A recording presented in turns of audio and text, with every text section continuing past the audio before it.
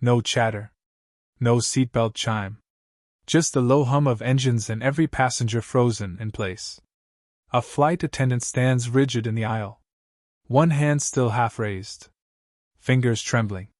Across from her, a black woman sits calmly in a first-row leather seat. No panic. No shouting. Just one hand pressed lightly against her cheek.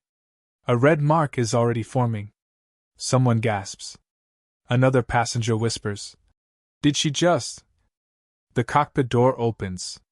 Two men step out, not in uniform. Dark suits. Earpieces. Sharp eyes. One of them speaks, voice steady but loud enough to cut through the cabin. "Ma'am," he says to the flight attendant. "Step away from the passenger." "Now." She scoffs, trying to recover control. She was being disruptive. She snaps. She refused to follow instructions. The seated woman finally looks up. Her voice is calm. Measured. "I asked you to speak respectfully," she says. "You slapped me." The cabin goes dead quiet. The suited man glances at his watch. Then at his phone. Then he turns to the flight attendant again. "Do you know whose aircraft you're on?" She laughs, sharp, nervous. "This is a charter," she says. "I work for." She stops. Because the second man is already dialing. "Yes," he says into the phone. "It happened." Pause. "Physical contact. Witnesses present." Another pause. Then softer. "Understood." He hangs up and looks directly at the flight attendant. "This aircraft is privately owned," he says. "By the woman you just assaulted." Her smile collapses. "That's not possible," she says quickly. "She doesn't look." The words die in her throat. The seated woman stands now. Slowly. Gracefully. Not angry. Dangerously calm. "I'm the majority owner," she says. 87%. A ripple moves through the cabin. Phones come out. Whispers explode. The flight attendant steps back. "No," she says. "No, this is a joke." The cockpit intercom clicks on. "Ladies and gentlemen," the pilot says, voice tight. "We will be returning to the gate immediately." The flight attendant turns pale. "You can't do that," she says. "We're cleared for." "You're no longer authorized on this aircraft." The suited man cuts in. The plane begins to taxi. Minutes later, the door opens again. This time, it's airport police. Two officers step in. Hands resting near cuffs. The lead officer looks at the suited man. "Assault confirmed?" "Yes." The officer nods and turns to the flight attendant. "Ma'am," he says, "please place your hands behind your back." Her mouth opens. Nothing comes out. Cuffs click shut. That sound echoes louder than the engines ever did. Passengers watch in stunned silence as she's escorted off the plane. The black woman remains standing at the front. Unbothered. Unmoved. The officer pauses. "Would you like to press charges, ma'am?" She doesn't answer immediately. She looks down the aisle. At every face that stayed silent. Then she nods. "Yes," she says. "I would." The door closes. The engines power down. And only then does the narrator speak. She thought she was enforcing authority. She was wrong. Because she didn't just slap a passenger. She assaulted the billionaire owner of the plane. And this was only the beginning. Before the cabin went silent. Before the slap. Before authority collapsed in front of witnesses. There was just a woman boarding her own plane. She arrived early, not because she had to, but because she always did. No entourage. No announcement. No demand for attention. Her name wasn't spoken aloud by the crew. Not because it wasn't on the manifest, but because most people never read past the seat number. She dressed simply. Tailored jacket. Neutral colors. No visible logos. The kind of confidence that doesn't need proof. To the passengers, she looked like another successful executive. To the flight attendant, she looked like someone who needed to be reminded of rules. What no one in that cabin understood yet was this. The plane didn't belong to the airline. It didn't belong to the charter company. It didn't belong to the brand printed on the safety card. It belonged to her. Not leased. Not fractional. Owned. She'd bought it years earlier, when commercial delays cost her a critical deal. When missed connections meant missed opportunities. When time became more valuable than luxury. The aircraft wasn't a trophy. It was a tool. Customized quietly. Refitted for efficiency, not excess. Sound insulation improved. Lighting adjusted for long-haul focus. A small meeting setup installed behind the cockpit. Every detail intentional. Because that's how she lived. She was known in boardrooms for precision. For listening more than speaking. For never raising her voice, and never forgetting a slight. Her rise hadn't been viral. No overnight success. No headline scandals. It was built deal by deal. Company by company. Failure by failure. She learned early how easily authority mistook calm for weakness. How often professionalism was interpreted as submission. Especially when she chose silence over spectacle. So she kept receipts. Paper trails. Witnesses. Always prepared. Never reactive. That morning, she boarded with the same energy she brought everywhere else, composed, observant, respectful. She greeted the crew politely. Thanked the attendant who showed her to her seat, even though she already knew it. First row. Left side. The seat she always used. She placed her bag beneath the console. Sat upright. Buckled in. And waited. The instruction came sharp and unnecessary. A tone, not a request. She turned her head slightly. "I'm already seated," she said calmly. "There's no issue." The response wasn't about safety. It was about control. A rule applied selectively. Authority asserted loudly.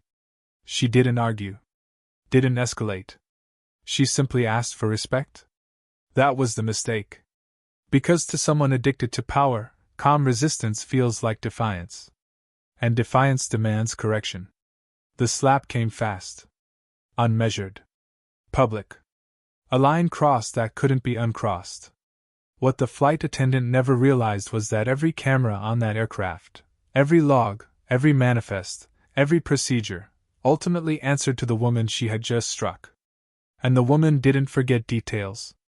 Not faces. Not actions. Not moments like this. By the time the engines powered down and the police stepped aboard, the outcome was already written. She had followed every rule. Every protocol. Every legal boundary. She had done nothing wrong. And for the first time that day, the imbalance of power was about to be corrected. The flight attendant didn't raise her voice at first. She didn't need to. Her authority was stitched into her uniform, reinforced by routine, backed by years of people doing exactly what she told them to do without question. She walked the aisle like she owned it. Sharp posture. Practiced smile. Eyes trained to scan for hesitation. To her, this flight was no different than any other. Another cabin. Another passenger who needed correction. She had been flying long enough to know the hierarchy. Who listened. Who argued. Who needed to be put in place early before they caused problems. And she'd made a career out of control. Colleagues joked about it quietly. Passengers whispered about it after flights. Management called it decisive. She called it maintaining order. The woman in the first row didn't fit the pattern she expected. No visible fear. No immediate apology. No hurried compliance. Just calm. That bothered her. Because calm without submission feels like challenge. She repeated the instruction, this time slower, louder, so others could hear.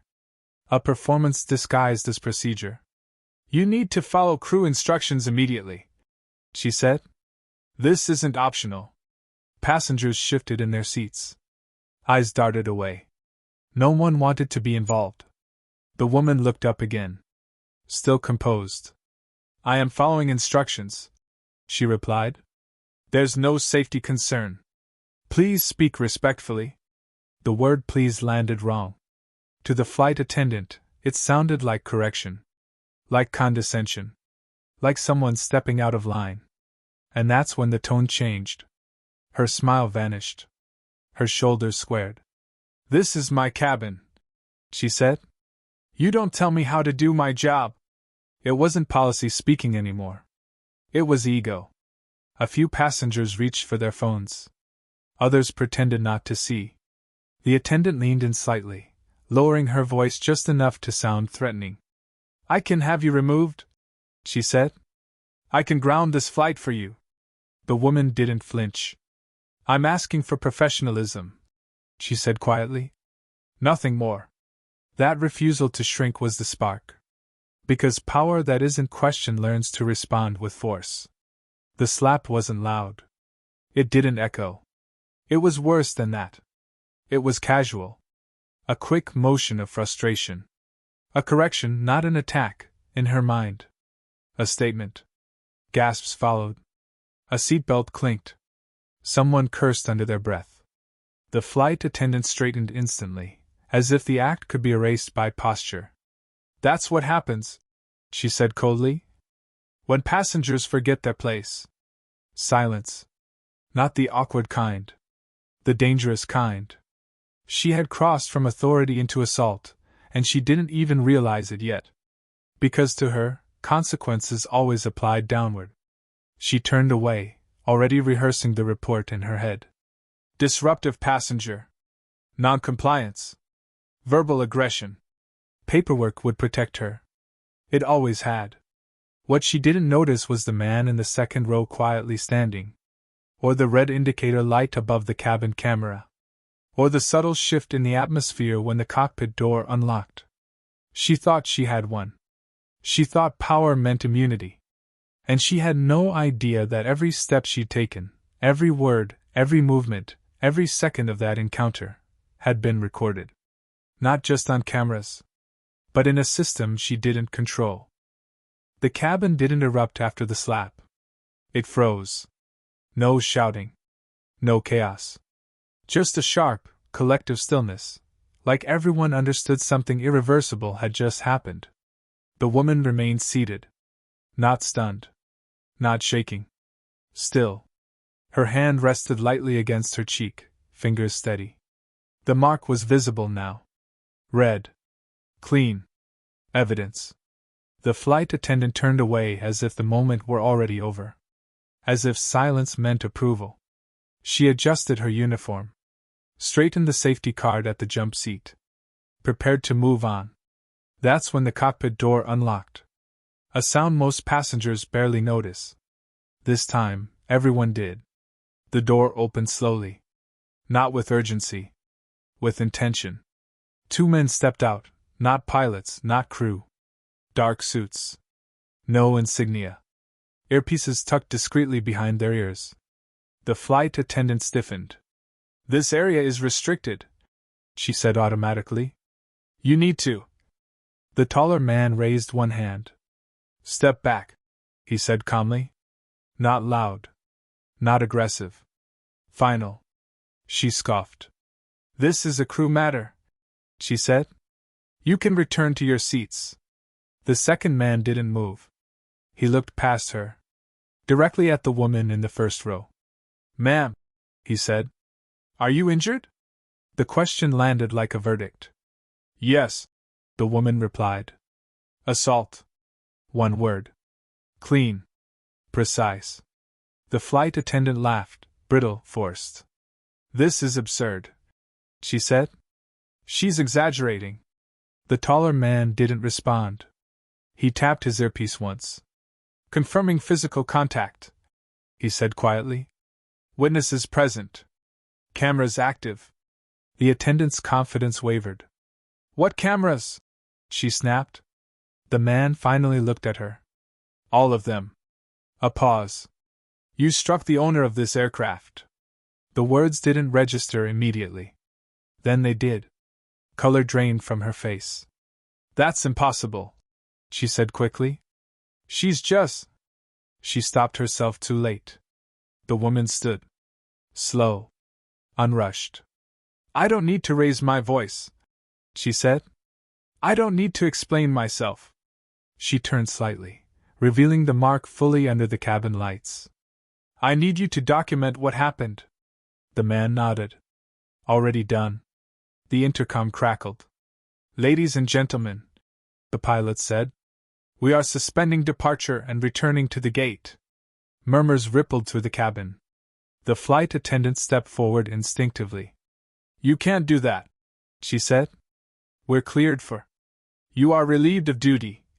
The suited man interrupted. The engines began to power down. The jet slowed. The reality set in. This wasn't a misunderstanding. It wasn't a disagreement. It was now an incident. And incidents had procedures. Minutes later, the aircraft door opened. Airport police boarded. 2 officers. Hands ready. The lead officer looked to the suited man. Assault on board? He asked. Yes. The officer turned to the flight attendant. Ma'am, he said, please place your hands behind your back. Her mouth opened. Nothing came out. Cuffs closed. Click. The cabin exhaled all at once.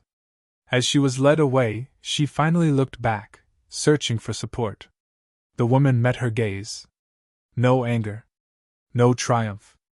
Just certainty. Because the line between authority and crime had been crossed. And it couldn't be uncrossed. The plane sat still at the gate, engine silent, door open to the jet bridge. But inside, everything had changed. The woman returned to her seat, not because she was told to, but because she chose to. Control didn't require standing. Across the cabin, phones buzzed quietly. Messages sent. Stories forming. She ignored them all. Her attention was on process. Because moments like this weren't about emotion. They were about precision. She knew exactly what had happened. This wasn't a misunderstanding. It wasn't poor customer service. It wasn't a conflict. It was assault. And in aviation, assault wasn't subjective. It was documented. Timestamped. Logged across multiple systems. She reached into her bag and removed her phone. No shaking hands. No hesitation. One call. This is her, she said when the line connected. Yes. Confirmed. A pause. I want full compliance with procedure, she continued. No exceptions. She ended the call and placed the phone face down. Around her, passengers whispered. Some watched her now with new eyes. Trying to reconcile the calm woman in front of them with the revelation spreading quietly through the cabin. She didn't acknowledge the attention. Instead, she reviewed facts. Cameras. Audio logs. Witnesses. Crew reports. The flight attendant had already spoken, too much, too fast. Contradicted herself. Established intent. She had claimed authority. Not safety. That mattered. A knock came from the open cockpit door. One of the suited men approached. Ma'am, he said, voice respectful now. Airport police have her detained. They're asking how you'd like to proceed. She looked up. By the book, she replied. Exactly as written. No vengeance. No special treatment. Just law. He nodded. There will be an internal investigation, he said. Union representation. Statements. Good, she said. I'll provide mine. In writing. She paused, then added. And preserve all footage. Nothing gets overwritten. Already secured, he replied. The plane remained grounded. Not because of drama. Because of evidence. A legal team arrived quietly through the jet bridge. No rush. No chaos. They didn't ask her what happened. They already knew. They asked what she wanted. She gave one instruction. I want this handled transparently, she said. No settlements. No silence. Because silence protected patterns. And patterns created victims. Outside the aircraft, the flight attendant's voice rose briefly, muffled through the fuselage. Protests. Denial. Inside, the woman closed her eyes for a moment. Not from stress. From certainty. She had followed every rule. Every procedure. Every legal boundary. She hadn't raised her voice. Hadn't threatened. Hadn't retaliated. She had simply refused to disappear. And now the system, the very system the flight attendant believed she controlled, was turning. The suited man returned one last time. "They're preparing the formal charge," he said. "Assault causing injury." The woman nodded. "Proceed," she said. Calm. Because control wasn't about force. It was about knowing when to let consequences do the work. The holding room at the gate wasn't dramatic. No dark walls. No flashing lights. Just gray paint, plastic chairs, and the hum of fluorescent bulbs. The flight attendant sat stiffly, arms folded tight, jaw clenched. She wasn't panicking yet. People like her never did, not at first. She believed this was still manageable. A misunderstanding. A complaint that would be downgraded. A situation her union could smooth over. She rehearsed the story in her head. Disruptive passenger. Refused instructions. Provoked confrontation. She'd told versions of it before. The door opened. 2 officers stepped in. One carried a tablet. The other a folder. They didn't sit. "Ma'am," the lead officer said. "We need to clarify your statement." She straightened. "Of course," she said quickly. "I was enforcing safety protocol." The officer nodded, tapping the tablet. "You stated the passenger was aggressive." "Yes." "You stated she moved toward you." "Yes." "You stated physical contact was accidental." "Correct." The officer stopped scrolling. "Would you like to amend that?" She frowned. "No." The second officer opened the folder. Inside were still images. High resolution. Multiple angles. Her arm mid-swing. The woman seated, hands visible. No threat. No movement. Time stamps glowing in the corner. The flight attendant swallowed. "That's taken out of context," she said. The lead officer tilted the tablet. "We also have audio," he said. "Clear verbal exchange. No escalation from the passenger." Silence. The attendant's shoulders tightened. "She was being disrespectful," she snapped. "She challenged my authority." The officer didn't react. "Authority isn't a defense for assault," he said. The door opened again. The suited man entered, the same one from the cabin. He didn't speak to her. He addressed the officers. "She also made a statement after the incident," he said. "Demanded the passenger be removed. Claimed immunity due to crew status." The officer nodded. "Thank you."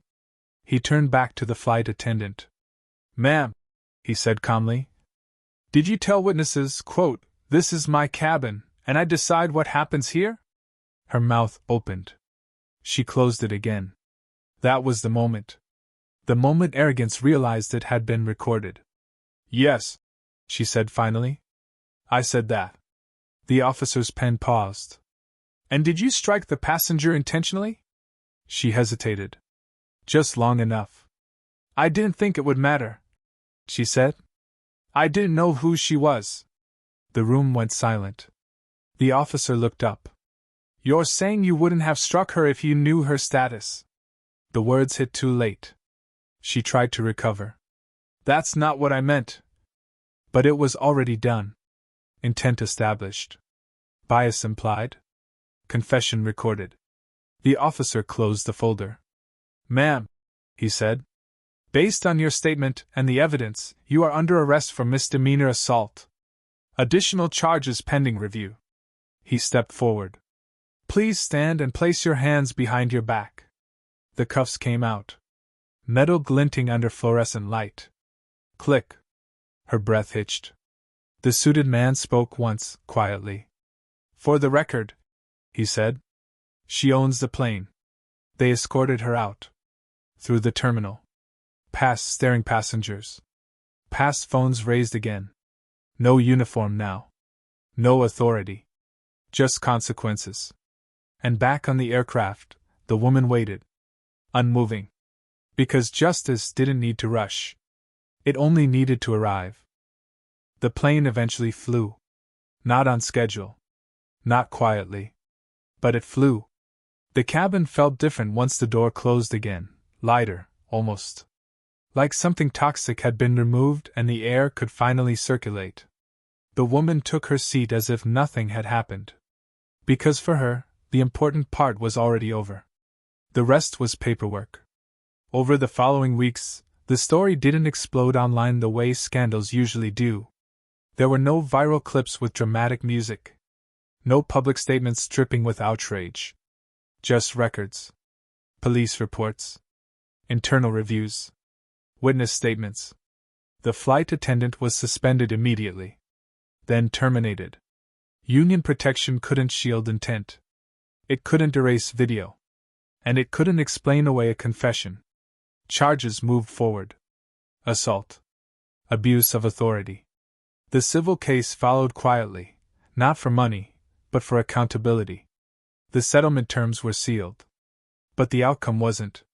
She lost her license to fly. Her career ended where she tried to assert control. Airlines don't gamble with patterns. They correct them. The woman never celebrated. She returned to work. To meetings. To decisions that affected thousands of employees across multiple companies. The incident became a footnote in her calendar. But it wasn't meaningless. Because something changed. New training protocols were implemented across the charter operation. Body camera policies expanded. Crew conduct guidelines rewritten with clearer consequences. Not because of outrage. Because of precedent. Months later, she flew again. Same aircraft. Same seat. A different crew. Professional. Measured. Quietly aware. As she boarded, a young flight attendant met her eyes. "Welcome aboard, ma'am," she said. Respectful. Not fearful. The woman nodded. "That's all I ever asked for," she replied.